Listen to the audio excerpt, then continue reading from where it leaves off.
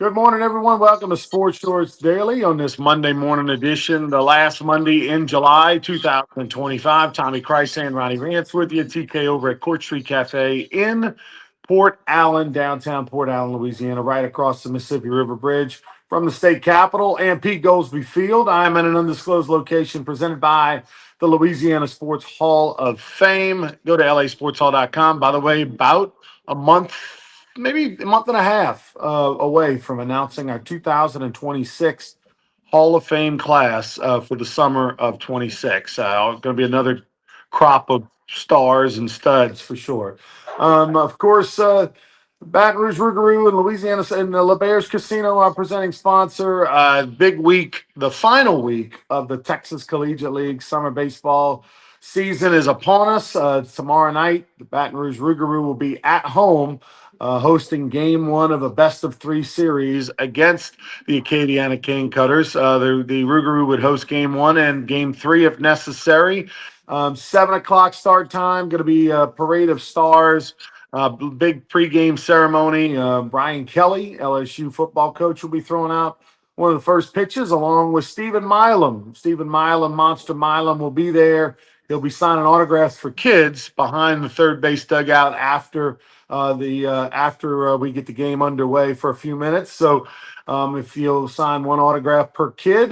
So if you got a baseball or a bat or a picture or whatever you want to get signed by the monster, bring those kiddos out there and get them to sign it behind the dugout. Also, a little special surprise, Tommy. Been a long time since I sang the national anthem, but I'll be doing that tomorrow night. I'll be singing the national anthem. Of course, the Tigers, LSU Tigers, are 14-0 when I've sang the national anthem as a player or after my playing days were up. We're going to put that streak on the line in baseball and see if the Rougarou can start a streak, and we're going to break it out tomorrow night. Going to be a big game, big crowd. Looking forward to seeing everybody. Cajun Ninja is going to be out there cooking some of this world famous pastalaya. So the Cajun Ninja will be cooking pastalaya, and we'll be selling them $5 a bowl behind the Acadiana Cane Cutters dugout. Hopefully the smell will distract them and they'll be too hungry to worry about the baseball game. But anyway, that's all tomorrow night. You get your tickets at brrougarou.com, or at the gate, which opens at 6 o'clock tomorrow night. Yeah, sounds great. Looking forward to it. 37-10 in the regular season. Had one rain out that didn't get rescheduled, and quite the season. Last night, it was a night for the Generals. They got it done, scored a bunch of runs, but overall, it's just been a fantastic season for the Rougarou. You and your staff and all the interns and the fans. I mean, Coach Bertman said it the other night when he was there. You got to have fans to have baseball and successful baseball. That was one of his messages to the crowd the other night. So that's true. So we're looking forward to it. I mean, it's going to be a big thing on Tuesday night. Need to be out there. Game one of three. Game two would be in Acadiana Wednesday night, as you said. Game three, if necessary, Thursday. So go to brrougarou.com. They'll sell merchandise at the park, full-blown concession stand, Cajun Ninja. I mean, it's going to be a special night in Baton Rouge for the Rougarou and their fans. And if you hadn't been to a game all year, it's a great one to come to tomorrow night. Yeah, no question. Also, speaking about baseball, obviously Major League Baseball's in full season, and former St. Alphonsus Hornet Josh Smith is on fire for the Rangers. Had a big day last night. Yeah, he really did 3 for 4. You know, this guy's played every position on the field except second base. I mean, and not pitcher or catcher. He has not pitched or caught. But you know, he continues to hit. He leads off if the other team throws a right hander. If they throw a lefty, he's down in the lineup a little bit. But you know, he's had a great year. They call him Juice. I got to find out why his teammates nicknamed him Juice. But that's and the announcers go with it now and that whole bit. So something happened that brought that along. But and the Rangers have been red hot. You know, they've won 6 in a row now. They won like 13 out of 16. They're tied with the Mariners for a wild card spot. So they have really emerged while the Houston Astros have kind of been in a tailspin. As Patrick Wright said last night, they're kind of playing with a AAA team right now. But the trade deadline is Thursday, MLB. It's not like years ago when there were 2 different trade deadlines. There's just one deadline, and that's what it is. And that'll be Thursday at 3, 4 o'clock Eastern time. and we'll see what teams are buyers and sellers. And now that so many teams are in the wild card hunt, you don't have as many sellers as you had years ago. Everybody thinks, hey, we got to hang on, or you got to let the fans know you're trying to win it. So that's going to be interesting in MLB. And of course, football. LSU Tigers report this week.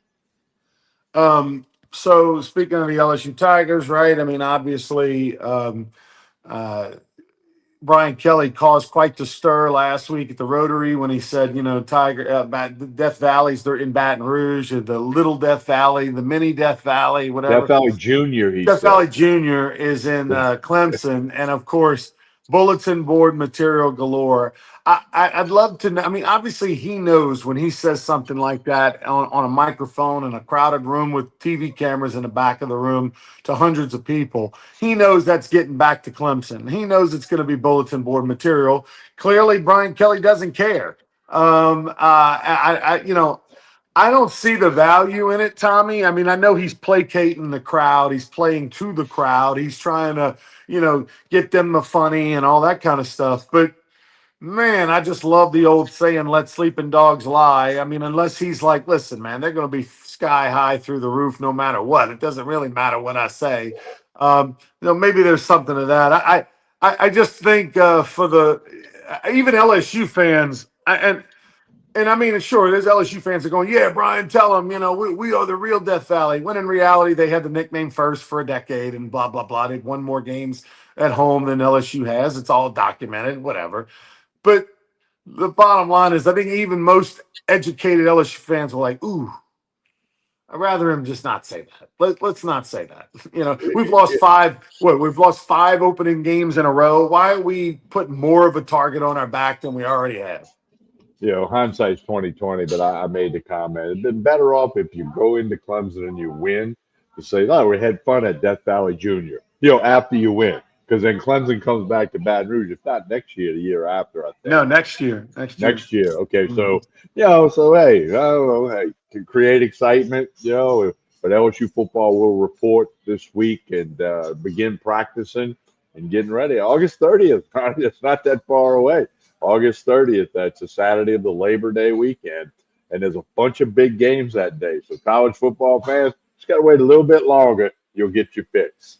Friend of mine laid $100 to win $3,000 on Nussmeier winning the Heisman and LSU winning the national championship. That's the value he got. All right, so the New Orleans Saints, by the way, golly, I mean, if we got a game coming soon. They do. In fact, they've been having practice, and it's all about the quarterback. They say it's a three-man race. They've been very clear. Kellen Moore's been clear about that. I think that's coach speak. But anyway, we'll see what happens. But on Sunday, August 10th, that's 2 weeks from yesterday, they play the Chargers out on the West Coast in an exhibition game. Exhibition games are exhibition games. We know that story. However, for the Saints, with the quarterback battle and other positions and a new coach, there'll be a little more excitement in the preseason for the black and gold fans because of all the newness and the rebuild and what's going to happen, who's going to do this, how's Kamara going to be. So there's a lot of storylines to come out. Is it 3 preseason games, Tommy? Real quick, it's Yes. 3, not 4, correct? 3, yes. If they were playing 4 preseason games like they normally did for decades, a good bet in Vegas would be do the Saints win more in the preseason or the regular season? A good line over there, because the over under is 5.5 now. It was 4.5. I don't know why it jumped. I guess people just thought, my God, that's terrible. In their schedule, people dug in on their schedule and feel like there's some wins there for them. But still, I think there's got to be some odds that go your way if you take preseason. But if they played 4 preseason games, and knowing that the Saints are going to put more into the preseason than other teams are, right? They're going to play their starters longer. You got a new coach. You're still trying to figure out who your quarterback is. You got a lot of young players. You're in cap hell, all that kind of stuff. The question would be, I think the line would be plus 175, maybe plus 200. That if they played 4 preseason games, you'd win more preseason games than you would regular season games. 4 versus 17 to get there. But I think you could see a scenario where the Saints think they could go 3-1 in the preseason, and I'm not quite sure they're going to win 3 games, or maybe they try to win all 4. I don't know. That'd be a fun bet.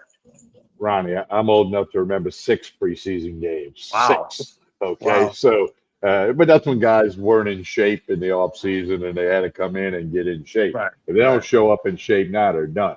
Here's the other thing: in preseason games in the NFL, when the game is on the list somewhere, but it's not near the top, they don't want to get everybody hurt, and then they got position battles, roster battles, all that. For the Saints this preseason, I think win the game will be a little higher on the list. Won't be at the top of the preseason game list, but a little bit higher because I think Kellen Moore wants to be able to say, "Hey, we walked off the field with a win. Our work paid off. We accomplished something." So they'll be curious to see that. It's still preseason football, and my old buddy Dave in Las Vegas used to say, "Anybody that bets on preseason football, if you bet more than $10, you're crazy." Because there's so many unknowns and what team is trying to accomplish there. Every coach will tell you they're trying to win, but it's not. It's some different on everybody's list. So I think I'm curious about the Saints. I'm like most people. I don't think they're going to do well. I think that 5.5 is the number. They're supposed to make a number to make you think. Like, do I go over? Do I go under? That number I think makes you think, and as I think it's going to be under 5.5, which means 5 or less. I can't see them winning 6 games or more as we sit here today. The Cooperstown Hall of Fame inductions took place yesterday, and one of the largest crowds they've had in quite some time. Um, Dave Parker, the Cobra, Dave Parker Jr. spoke on behalf of his father, who passed away a month ago or so, and it was an excellent speech. Dave Parker, of course, won his first World Series with the Pirates. Won his second one with the A's. Um, was it the A's or was it Yeah, right? Did he win it yeah. with the A's? Yeah. Um, but he considers himself more of a Pirate than an A. He played with them in the second, at the end of his career. But he talked about. Um, I told y'all I wasn't going to show up for the Hall of Fame induction. Like, he wrote this poem a long time ago. His son didn't say exactly the amount of time, but he said he wrote it some time ago because Dave Parker, of course, has been waiting to be inducted into the Hall of Fame for many, many, many years.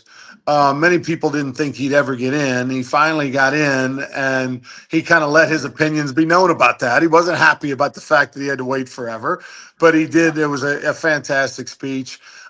Billy Wagner got inducted. That's a guy that I actually was inducted him into the College Baseball Hall of Fame when he was in Baton Rouge about 5 years ago, right before COVID, the fall of 19. The Hall of Fame induction ceremony was in Baton Rouge, which I emceed. That was cool. Played against him in the Cape Cod, so that officially means I'm old. That's somebody I'm played against and know well. Got into the Pro Baseball Hall of Fame. He's the first Division III college athlete to get into the ML to the Baseball Hall of Fame. And when we look across the rosters of the Texas Collegiate League, there's more than a handful of guys who play Division III baseball among everything else. So I think that's worth noting. That hey, if you can make it, you can do it. And then I heard a thing that echoed what you said the other day. He used the lower half of his body before anybody taught that, coached that. He just somehow came to him, which is why he threw so hard because he's not a big guy. He's certainly not a big guy, and happy there was stories about him and whether he would get in, and I know the whole Dick Allen and Dave Parker story. So hey, those guys are great baseball players, and and Parker and Dick Allen. When I was a kid, that was two of the stars. You couldn't wait to see Parker's arm. By the way, Parker was a catcher in high school, and he played football, and he was obviously an incredible athlete. He blew up a knee playing football, so they stopped catching because of the squatting on the knee, and then the rest is history.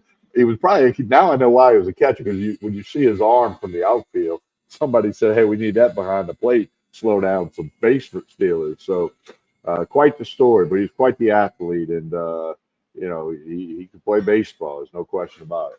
Dave Parker played for the Pirates in the late '70s when they had great teams and played in a couple World Series. But the hats are what I remember. I mean, they had the best hats. There's nothing like it. You know what I mean? They had those old timey baseball hats from the turn of the century, the logo and the style and the uniforms, just iconic. And they took what many consider an ugly uniform and made it the cool hip thing and the fashion thing. And Kent DeColvey and Willie Stargell and Dave Parker. I mean, that's the three I think of when I think back to the We Are Family days of the Pittsburgh Pirates.